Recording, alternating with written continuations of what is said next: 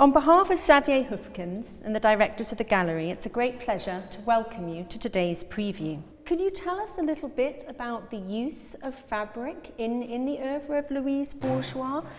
Because it's a recurrent theme, and she grew up surrounded by textiles. Her parents had a tapestry restoration workshop in Paris. But one thing that's always very noticeable is this act of binding fabric together, of stitching scraps, fragments, remnants to make something new, to make something whole. It's interesting because Louise, she grew up in a family of tapestry restorers, and when she was young, her mother would often ask her to help out, to draw on the feet that would be missing from fragments of tapestries, or to help with other parts with the in the tapestry restoration workshop. And so Louise had this, to use fabric had a strong familial association for Louise. And the restorative dimension was also present from the beginning. Louise associated fabric with her mother, the seamstress. Her mother was a master seamstress. Her mother really was the model for the spider sculptures that have become her most iconic artworks. And so when Louise herself began to sew, in a sense she was reconnecting to the maternal side of her, I say her psychic identification. I mean, one thing that the psychoanalytic writings have made clear is that Louise, throughout her life, both as an artist and a woman, oscillated between these sort of paternal and maternal identifications. And most of the earlier work from, say, the mid-1940s until I would say the 1980s was made under the influence of her father, a negative reaction against her father, but also, as the psychoanalytic writings reveal, a very profound love for her father. And so this was her working out her ambivalence towards the father figure. But in later years, Louise kind of re-pivoted towards her mother. There was a shift in her motivational impulses. The figure of the mother begins to appear in the mid-1980s, and then really comes to the fore in the early 1990s with the body of work known as The Cells. There's a large show of The Cells now that will be opening in Moscow next week. And then with the use of fabric in these tapestry, both with fragments of tapestries that she would use in The Cells, but also with these fabric heads. So I think the act of joining and binding things together had a kind of a soothing, almost therapeutic function for Louise. When she was building something together, it was her way of saying that things could be held together, that we don't need to be isolated, that despite her complicated family history, for example, she was able to make the family work, that people would stay together. And so it was this, there was a consolatory side to it as well. But I also think that the fact that Louise was cannibalizing these textiles is interesting. I mean, the works in this show come from a single bolt of fabric that a friend gave her in 2000. In this, they're rather unlike most of the fabric works. Usually, Louise was working with fabrics that came from her own autobiographies. So she was taking napkins and sheets that her family members had slept on, shirts they'd worn, and mostly her own clothing, things that she'd worn at different stages of her own life. And in a way was disposing of them so that no one else would have to. It was her way of taking control of the narrative of her life and repurposing these past artifacts into permanent symbols. The works in this show were made from a gifted bolt of blue fabric, and Louise liked it because of its color. Well, I think colour is very interesting because obviously the title of the exhibition, Les têtes bleues and les femmes rouges, it's blue, which has very masculine connotations, and you've just talked about the working through emotions about her father. But you've also talked in your essay about blue being associated with the unconscious, the act of creativity, and she assigned very specific notions to colour. Can you talk a bit perhaps about the colours that we see in the exhibition today and their significance to her? Yeah, I think Louise has often been described as a surrealist, or as having been influenced by the surrealists, but in reality she's really a symbolist. And like the symbolist poet Arthur Rimbaud, she assigned specific meaning. She had her own kind of personal code when it came to color. And so, pink was the color of femininity.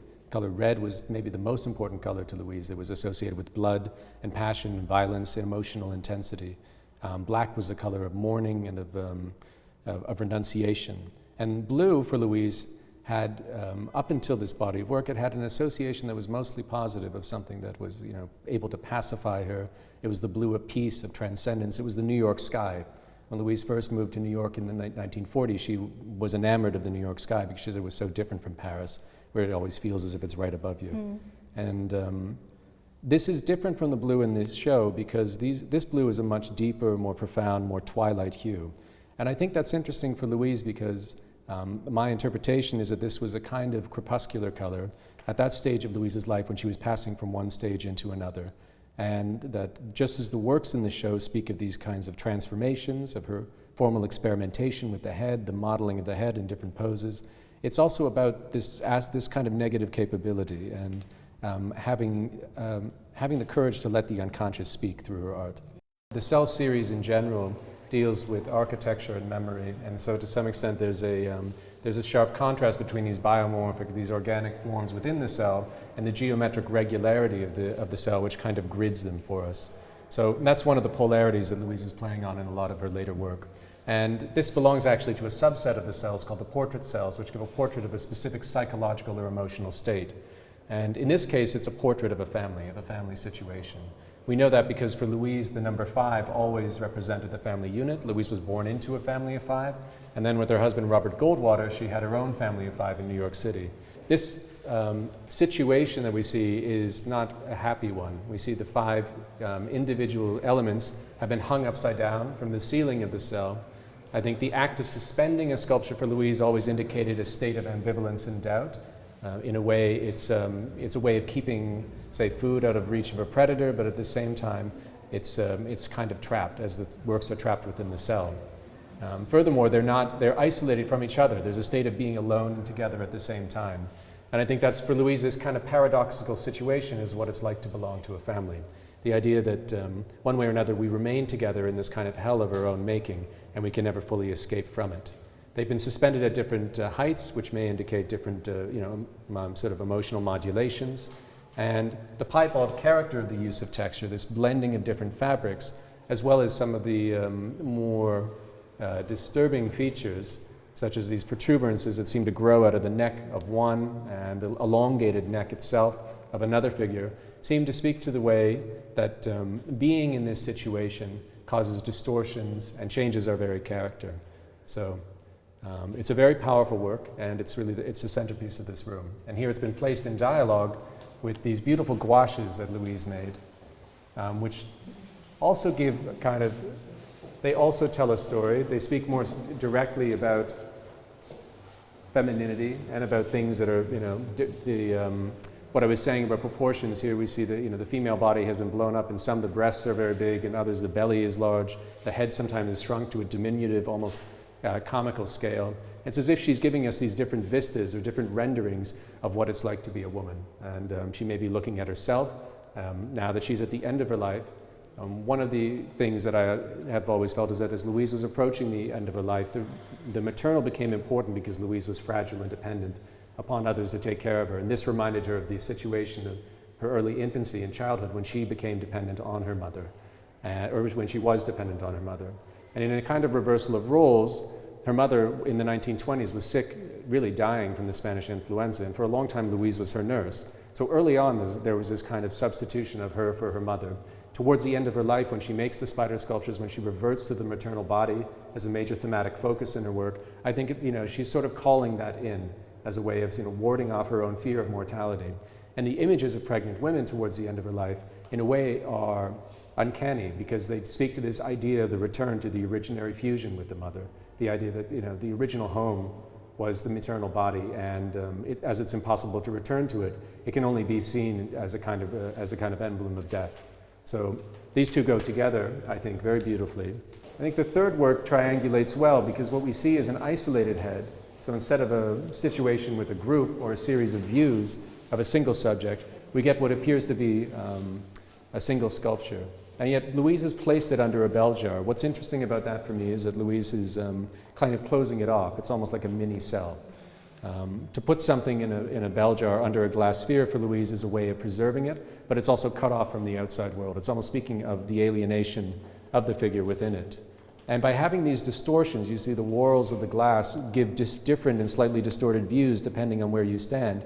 This piece actually takes its place along with the cell that we can walk around, and these different gouaches that give different views of the same situation, because it's rendering the object in a different way every time you look at it. And one other thing, I think the crudity of the stitching is interesting, because for all that Louise is reflecting in a kind of measured way, we see the immediacy of her need to make these sculptures, that she's working with her own hands, and that these are These sculptures have it seems as if she's working something off in an immediate emotional discharge. So that's another one of the sort of antinomies that animate this body of work, the balance between reason and reflection as she looks at her material, and the need to achieve an immediate emotional release. I think always for Louise there was a conflict between her desire to be a good mother and to provide for her family, to be a good wife to her husband, Robert Goldwater, who was a very celebrated art historian, to be a good daughter to her parents, to her father, after her mother died in 1932, and at the same time to have her own career as an artist. It was very difficult in the 1940s in America with the sexual attitudes that then prevailed to conjugate these different roles, and that I think is part of the reason why Louise ended up going into a deep depression in 1951 and entering psychoanalysis for the first time.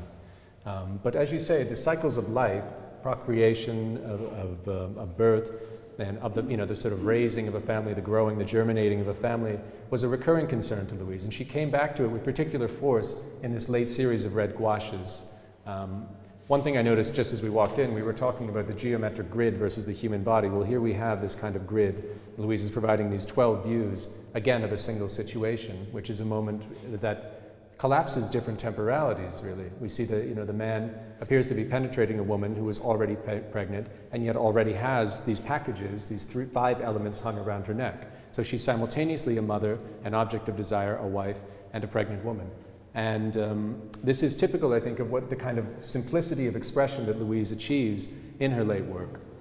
The red gouaches, to me, are particularly beautiful because of some of these strange biomorphic forms that she achieved. she was working very rapidly, wet on wet. So she wasn't waiting for the first application of gouache to dry before she moved on to make other strokes and to explore her ideas in each work of paper.